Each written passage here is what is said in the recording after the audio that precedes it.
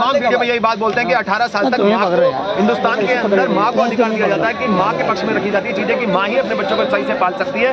तो इसलिए ज्यादातर केसेस के अंदर जब तक वो माइनर है तब तक वो माँ को ही अधिकार दिया जाता है कि वो बच्चे 18 साल तक तो माँ की कस्टडी में रहेंगे, अनलेस कि माँ या तो कोई मेंटली रिटार्डेड हो या कोई हैंडिक हो, फिजिकली डिसेबल्ड हो या कोई ऐसी प्रॉब्लम की वो फाइनेंशियली सक्षम ना हो कोई काम करने के लिए कि मतलब वो पाल नहीं सकती है, तमाम कोई इस तरह के इशू जो कि अनअवॉइडेबल हो जैसे कि, तो उस केसेस के अंदर हो सकता है पिता को, लेकिन पिता को भी तब होगा जबकि वो भी सक्षम होगा, मेंटली इंसैनिटी ना हो या फिर उसको हैंडीकैप ना हो। हाँ, जो बहुत सारे ग्राउंड से तमाम या फिर Hindu marriage act, Hindu marriage CrPC में भी 125 से लेकर मेंटेनेंस जो दिया जाता है उसमें बताया तो बहुत सारे ऐसे इशू हैं जिनकी वजह से बाप को भी नहीं मिल सकता, फिर भी 18 साल के बाद भी नहीं मिल सकता बाप को अगर वो पति को एलिजिबल नहीं है। उनके पति को फर्स्ट मतलब जो प्राइमा फेसिया कोर्ट देखती है, उनके पति एक ही जगह तो उनका सबसे पहले मार खा जा रहे हैं कि वो 4 साल से बाहर थे तो यहाँ देखने तक नहीं आए, अपने बच्चों से मिलने नहीं आए, वो कहने आए पहले यहीं पे मार खा जाएंगे। दूसरी चीज उनका पैसा बीच में आ जाएगा, पैसा का क्या देखा जाता है, 3 बार तलाक बोल दिए हैं तो कानून, इस्लाम के कानून में पाकिस्तान में तो तलाक हो जाता है, तलाक हो जाता है, इंडिया में अब बंद हो गया। नहीं, तलाक आज भी यहाँ पे है, वो 3 तलाक, वो जो तलाक है वो आज भी टर्म एंड कंडीशन बांध दिया गया है, अब नहीं है, लेकिन नहीं है, कोर्ट से देना पड़ेगा, नहीं अभी भी है, टर्म एंड कंडीशन बांध दिया गया। 3 तरीके का तलाक है जिसमें एक था तलाक बिद्दत, एक है तलाक हसन, तलाक ए हसन। तो तलाक हसन, तलाक ए हसन अभी भी चल रहा है, लेकिन तलाक बिद्दत खत्म हो गया। तलाक बिद्दत में क्या हुआ था, ये 100-200 साल मतलब साल पहले से शुरू हुआ था। इसमें क्या था कि कभी फोन पे मैसेज पे हम बोल रहे हैं किसी को कि हाँ व्हाट्सएप पे लिख दिया ढिकना को तलाक, तो इससे तलाक हो जाता था, फोन पे बोल देता था। मोहम्मद साहब बहुत अच्छी चीज बना के गए थे, पैगम्बर साहब सीमा हैदर कहते हैं कि फोन पे बोलता रहता था तलाक, तो वहाँ के हिसाब से तो हो गया, क्योंकि वहाँ पे तो चल रहा है, वहाँ पे हो गया तो फिर वो उसका हक तो नहीं है कि बीवी को तो लेके नहीं जाता, हक पे कहीं पे नहीं है। अगर वो अपने अगर कैपेबिलिटी पे कहीं पे जा रही है तो फिर उसका हक है, वो पति रहे ना रहे डजंट मैटर। जहाँ तक कोर्ट देखेगी तो डोमिनेंसी इसी के सीमा हैदर के पक्ष में आएगा।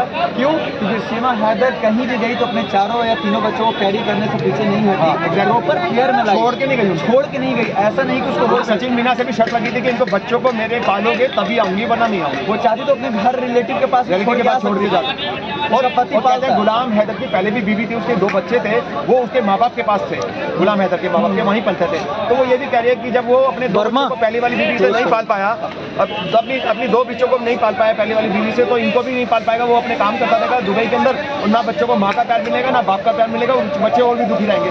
तो ये कहने का मतलब था कि वो ऐसा गलत चाहती तो छोड़ के आ सकती थी, तो वो नहीं करी।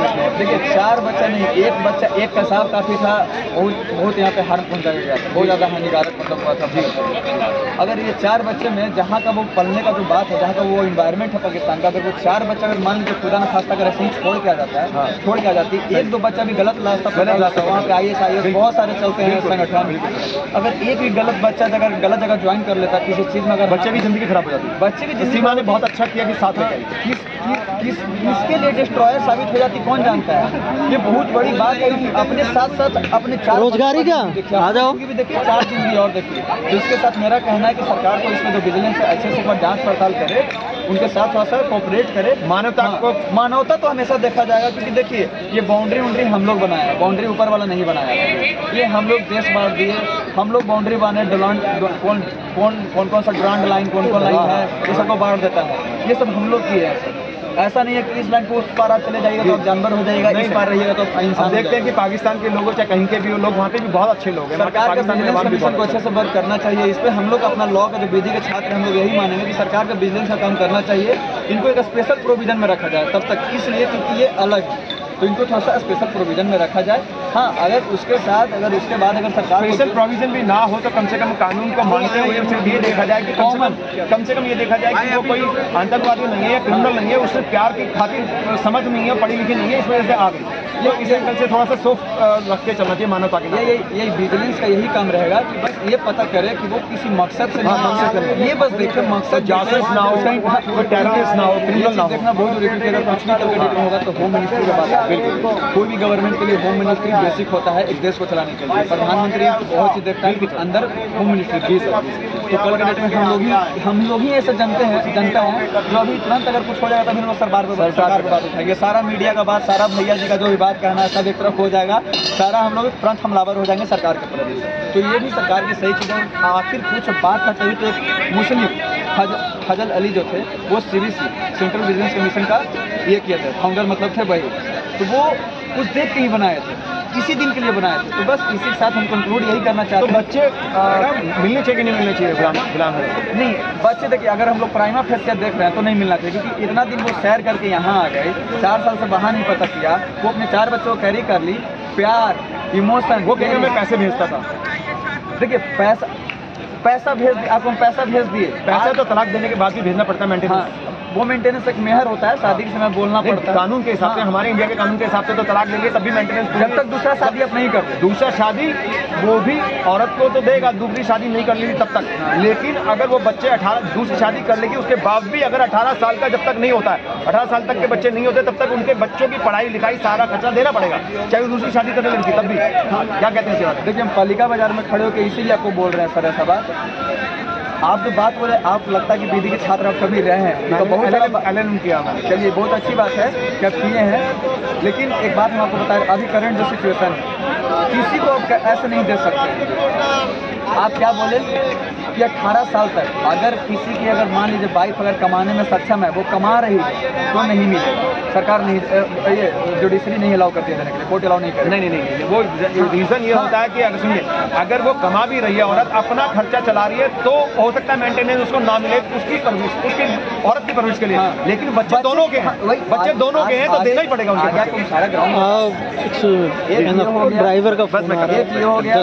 थोड़ा दूसरा ये है सर कि अगर मान लीजिए उसके बच्चे जो अभी नवजात हैं, सारे अभी छोटे हैं, जी, तो उनको पालने के लिए तो उसको देना ही पड़ेगा। वही जिस समय वो दूसरा शादी कर लेगी, सारा चीज रिस्पॉन्सिबिलिटी गुलाम हैदर से हट जाएगी। नहीं सर, बच्चों की नहीं हटनी, क्योंकि बच्चे उसके भी हट जाएगी, जेनेटिकली बच्चे उसके भी हैं, जेनेटिकली है लेकिन हट जाएगी। नहीं सर, माँ के ऊपर नहीं डाल सकते आप, दूसरे पति को कैसे डाल दोगे खर्चा? डाल देते हैं, नहीं डाल सकते। आप बताते हैं, देख लीजिएगा, हम बताते हैं। कोई बताओ, कोई कैशबैक बता दीजिए। बता रहे हैं। हाँ, सेक्शन 112 इंडियन एविडेंस एक्ट पढ़िएगा तो उसमें इलिजिटिमेट एलिजिटिमेट चाइल्ड की बात करती है। बच्चा अगर इलिजिटिमेट भी है, मान लीजिए दूसरा का भी बच्चा है, और अगर वो अगर इलिजिटिमेट तो है ही नहीं ना इस केस के अंदर, वही बता रहे हैं, तो प्रूव करेगा कि दोनों का प्रोविजन आपको हम बता रहे हैं ना, इसलिए तो वो चारों तरफ से बता रहे हैं। अगर इलिजिटिमेट भी है तब भी जिस पति के साथ उसका शादी हुआ है, 280 दिन के अंदर अगर वो बच्चा हो जाता है और अगर उसका बच्चा नहीं भी उस पति का नहीं है तो उसको पालना पड़ेगा, चाहे कोर्ट कहता है अब वो इलिजिटिमेट रहे चाहे लेजिटिमेट रहे, पालना आपको है। वैसे ही ये प्रोविजन इस केस में क्या होगा? इस केस में यही होगा सर कि बच्चे को तो पालना ही यही को, बच्चों के खर्चे तो देने पड़ेंगे गुलाम हैदर को। गुलाम हैदर को नहीं, ये वो जेनेटिकली तो फादर है ना, वो जेनेटिकली फादर है सर, लेकिन वो अपने दिल से नहीं बोला था ना कि इसको जाकर शादी कर लो। बात समझिए, शादी की छोड़िए, पति पे उसका पत्नी पे अधिकार खत्म हो सकता है, लेकिन बच्चों पे अधिकार तो खत्म नहीं हो रहा ना उसका।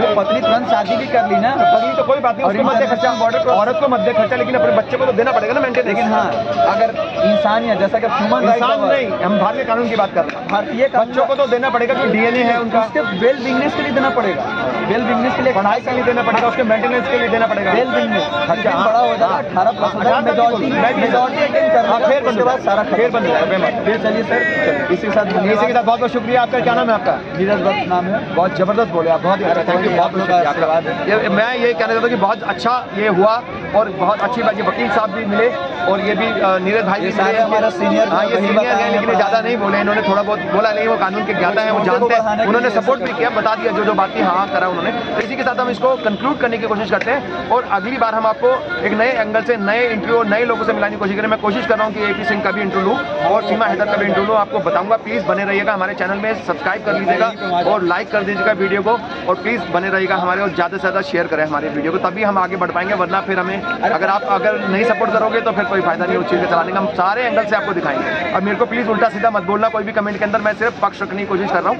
ठीक है? मैं ना गुलाम हैदर के साथ हूँ, ना मैं सीमा हैदर के साथ हूँ, मैं पक्ष रखने की कोशिश कर रहा हूँ कि जो भी एक पक्ष रखता है, एक न्याय प्रिय क्या हो सकता है कानून के हिसाब से भारत में और पाकिस्तान की क्या स्थिति होती है। इसी के साथ धन्यवाद करता हूँ, आप सबका बहुत बहुत धन्यवाद। God bless you all, thank you very much.